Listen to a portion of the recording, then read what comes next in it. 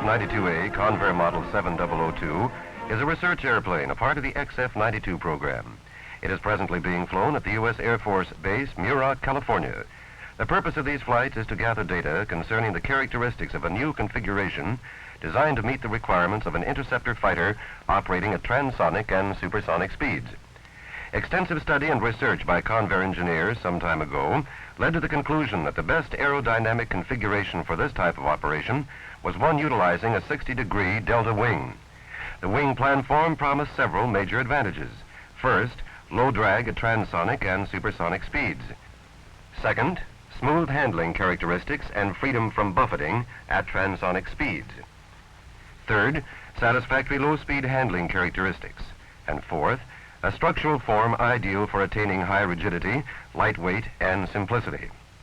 Numerous tests of models in wind tunnels and in free flight have confirmed these conclusions. Full-scale confirmation, however, is essential. The Model 7002 airplane was constructed to obtain these full-scale data. It has a 60-degree delta wing and a similar vertical surface.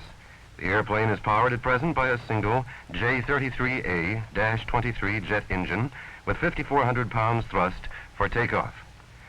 Although this is less thrust than is obtained from more recent power plants, it does permit exploration of the airplane's characteristics at high subsonic speeds in level flight.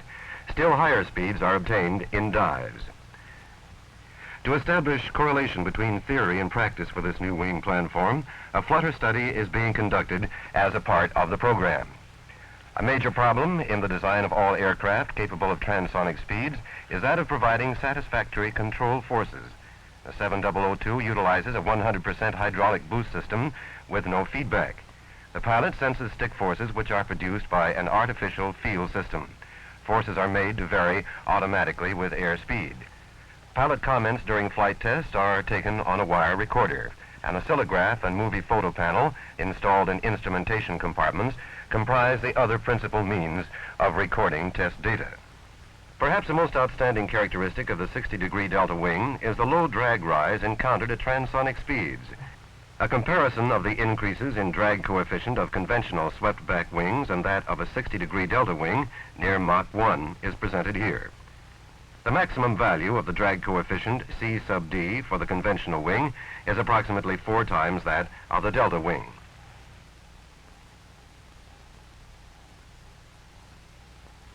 Even more significant is a comparison of thrust requirements in the transonic and supersonic speed ranges. It will be noticed that the difference in speed between the 35-degree swept wing and the 60-degree delta wing is small at the lower values of thrust. However, at the higher thrust, representative of future power plants, the advantage of the delta wing becomes very impressive.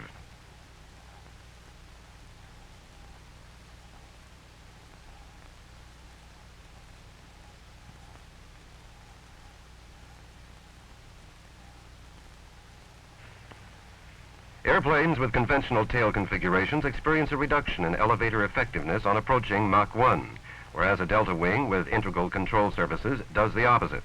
This means that the maneuverability of delta wing aircraft will not be objectionably diminished at transonic and supersonic speeds.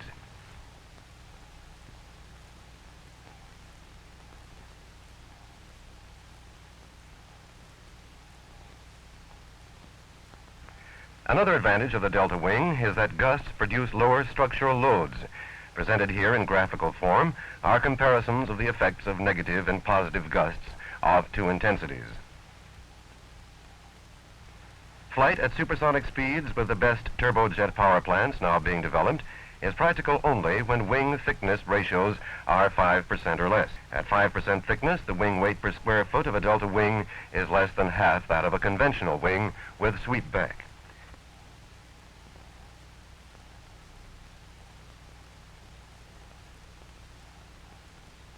Simplicity of construction inherent in the delta configuration is demonstrated by a comparison of the aerodynamic control surfaces required.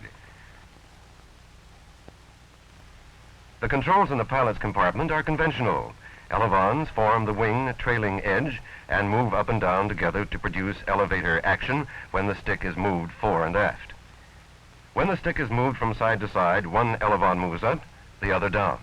This provides aileron action. Pedals control the rudder, which operates in conventional manner.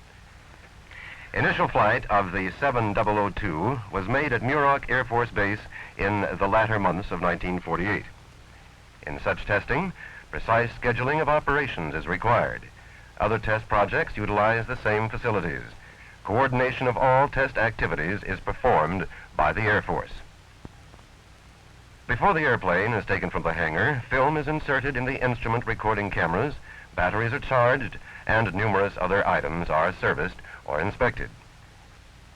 In order to have full tanks for flight, the airplane is towed to the runway before the engine is started.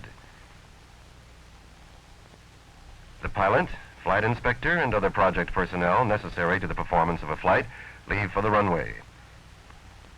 Air-to-ground radio communication is maintained throughout test flights. A radio truck receives and transmits pertinent information to observers spaced along the runway. Wind velocity and direction are measured immediately before takeoff. Prior to the first extended flight, a number of high-speed taxi runs and straightaway flights just off the runway were made to provide data for adjustment of the control sensitivity.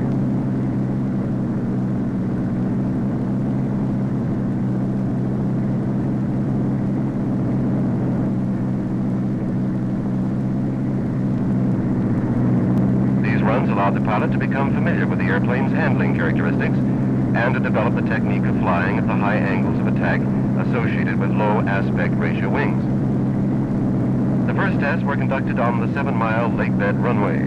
Subsequent flights have been carried out from time to time on the main concrete runway and the shorter lakebed runways. The combined efforts of the Air Force, the NACA, and Convair have been devoted to the launching of this new type aerial weapon.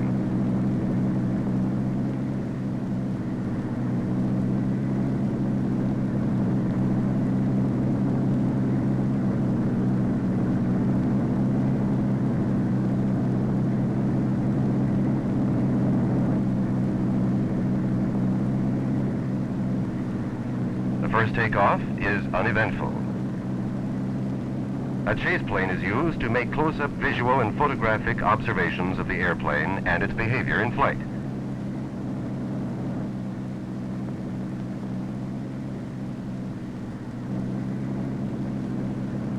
The two pilots maintain contact by radio. Movie cameras within the fuselage record control movements, airplane attitude, throttle setting, speeds, pressures, temperatures, in short, every aspect of the flight. Approximately 1,500 pounds of instrumentation is carried. This represents more than 10% of the airplane's gross weight. The gross weight at takeoff is about 13,500 pounds. The fuel burned in a 30-minute flight reduces the weight to 12,000 pounds for landing. Completion of the first flight marks the beginning of a period of adjustment, calibration, and research testing. Records must be removed, reproduced, and studied before another flight. The study, planning, and preparation of instrumentation for each flight takes much more time than the operations connected with flying. Limited tests to date show lower drag and higher performance than predicted. Difficulties encountered up to the present time all appear to have reasonable solutions. No problem has yet arisen which compromises the basic advantages of the delta wing configuration. This airplane is the one design now flying in which a pilot can operate transsonically with no undesirable aerodynamic disturbances. With the inherent low drag and good aerodynamic characteristics at transonic and supersonic speeds, the Air Force now has a weapon which can be developed tactically with confidence.